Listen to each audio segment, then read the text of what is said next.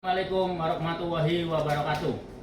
Rencana aksi perubahan P3K tahun 2026 dengan judul optimalisasi pelayanan sarana dan prasarana kantor melalui penyusunan database inventaris terintegrasi pada Sekretariat DPRD Kabupaten Cirebon disusun oleh Darjan Sumadi, Operator Layanan Operasional, Subbagian Umum dan Kepegawaian, Bagian Umum dan Keuangan Sekretariat DPRD Kabupaten Cirebon. Latar belakang, mengapa aksi perubahan ini dibutuhkan? Pengelolaan sarana dan prasarana di lingkungan Sekretariat DPRD Kabupaten Cirebon masih menghadapi sejumlah tantangan yang berdampak pada kualitas pelayanan administrasi. Data belum terintegrasi. Informasi inventaris tersebut tersebar di berbagai unit tanpa sistem pencatatan yang terpusat dan terstandar. Kesulitan akses data. Petugas dan pimpinan mengalami kendala dalam mengakses data inventaris secara cepat dan akurat. Pelaporan yang tidak efisien. Penyusunan laporan inventaris memakan waktu lama dan rentan terhadap kesalahan data. Apa yang ingin dicapai?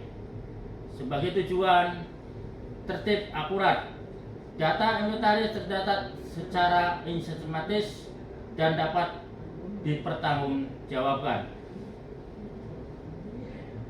Mudah dan diakses. Informasi tersedia secara digital dan dapat diakses oleh pihak yang berwenang.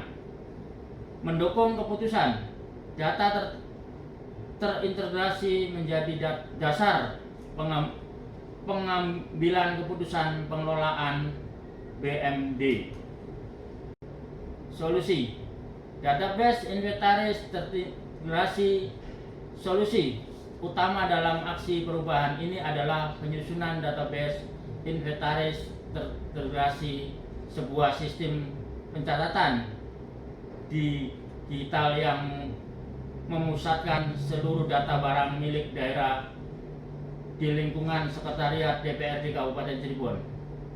Pengumpulan data, identifikasi dan pencatatan seluruh aset, penyusunan database, pembangunan sistem digital terintegrasi, implementasi pengawasan, pelatihan, penggunaan dan monitoring berkelanjutan. Manfaat bagi organisasi. Efektivitas pelayanan. Petugas dapat merespon kebutuhan sarana prasarana lebih cepat dengan data yang tersedia secara real time. Pengawasan yang lebih baik, pemimpin dapat memantau kondisi dan distribusi aset secara menyeluruh dan transparan. Pelaporan yang akurat. Laporan inventaris dapat disusun secara otomatis, mengurangi risiko kesalahan dan menghemat waktu. Sekarang siapa yang terlibat? Keberhasilan aksi perubahan ini memerlukan dukungan dan komitmen dari seluruh pemangku kepentingan agar dapat berjalan secara optimal dan berkelanjutan. Pimpinan sekretariat memberikan arahan strategis dan persetujuan kebijakan. Staf administrasi menginput, memverifikasi dan memperbarui data inventaris. Unit kerja terkait, birokrasi dalam pendataan dan penggunaan sistem, tim IT teknik, mengembangkan dan memelihara infrastruktur database. Sekarang siapa yang terlibat? Keberhasilan aksi perubahan ini memerlukan dukungan dan komitmen dari seluruh pemangku kepentingan agar dapat berjalan secara optimal dan berkelanjutan. Pimpinan sekretariat memberikan arahan strategis dan persetujuan kebijakan.